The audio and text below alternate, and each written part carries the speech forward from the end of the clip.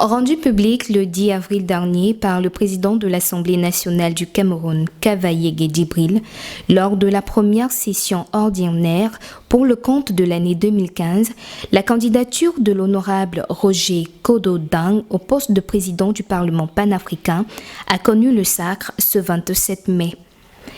85 voix contre 70 pour le Mozambicain Eduardo Mulengwe et 9 pour le Tunisien Raoui Monji. Voilà ce qu'obtient Roger Kodo Dang pour tenir les rênes de cette institution dont le siège est en Afrique du Sud qui compte 47 des 54 États de l'Union africaine. Être élu pour 3 ans à la tête de cette assemblée consultative de l'Union africaine n'est pas des moindres, raison pour laquelle famille, amis, collègues et connaissances ont tenu à lui souhaiter la bienvenue de manière particulière à son retour au Cameroun, notamment à sa résidence à Biteng.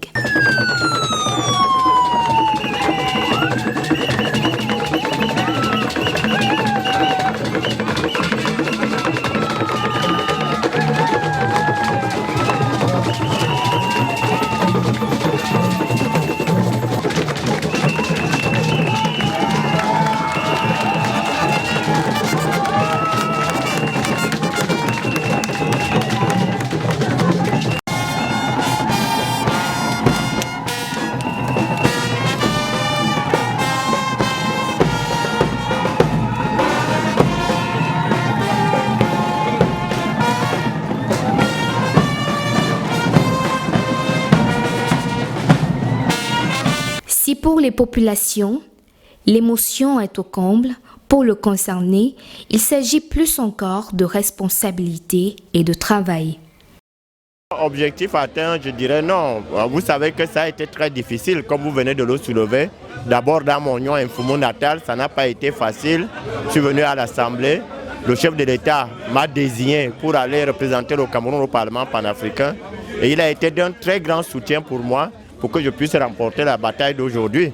Donc ce n'est pas une affaire personnelle, je crois que c'est grâce au chef de l'État camerounais qui a mis tous les moyens à ma disposition pour que je puisse m'exprimer à un si très haut niveau. Et également les adversaires n'étaient pas des moindres, c'était quand même de grands calibres qui m'ont permis à mesurer le niveau de l'efficacité du Parlement panafricain et également voir si on était compétitif au niveau international, au niveau continental. Maintenant, le plus dur, c'est de vendre dans le programme de campagne que j'avais établi. C'est ça le plus dur parce que ce qui pouvait être considéré comme difficile, c'était les élections. Maintenant, les élections sont finies. C'est l'avenir qui nous interpelle. 3 ans, c'est très petit. Le Parlement est en train de passer d'un organe consultatif à un organe législatif, dont il faut beaucoup de travail. Beaucoup de travail. Le premier travail consiste à faire ratifier le protocole qui donne les pouvoirs législatifs au Parlement panafricain. Or, vous savez que travailler avec les États, c'est plus compliqué encore. Parce que ce sont les États, ce sont les chefs d'État qui ont adopté le protocole. Maintenant, il faut aller vers eux pour qu'ils puissent ratifier.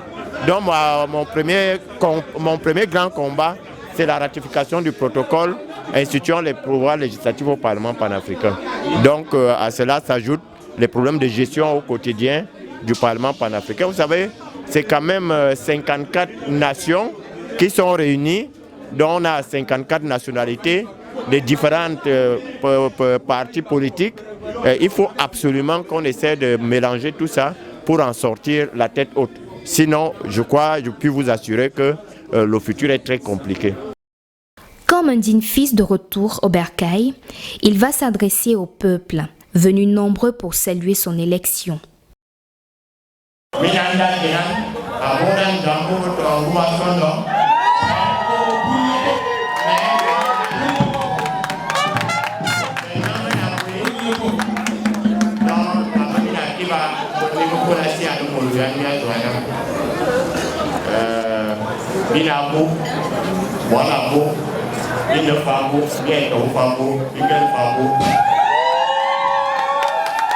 Merci beaucoup d'être venus si nombreux.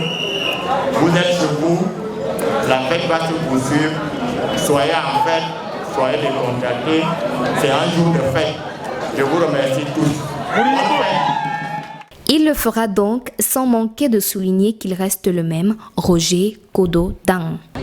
Je me sens toujours Roger Nkodo Dang, député à l'Assemblée nationale du Cameroun, mais également président du Parlement panafricain avec de nouvelles responsabilités qui m'attendent. Donc rien n'a changé en moi, je crois que je serai toujours le même. Nous voulons compter sur les médias pour qu'ils puissent quand même faire parler du Parlement panafricain, parce que jusqu'à présent, on a comme l'impression que les Africains eux-mêmes ne connaissent pas le Parlement panafricain, ce qui est un grand tort. Le Parlement panafricain est à l'instar du Parlement européen. C'est un Parlement continental qui doit légiférer sur les problèmes transversaux du continent. Donc nous avons besoin des médias, nous avons besoin des peuples africains, nous avons besoin de la société civile, nous avons besoin d'être soutenus par nos États. Moi particulièrement, j'ai besoin du grand soutien de mon pays, le Cameroun, pour pouvoir mener les réformes que j'envisage dans mon programme.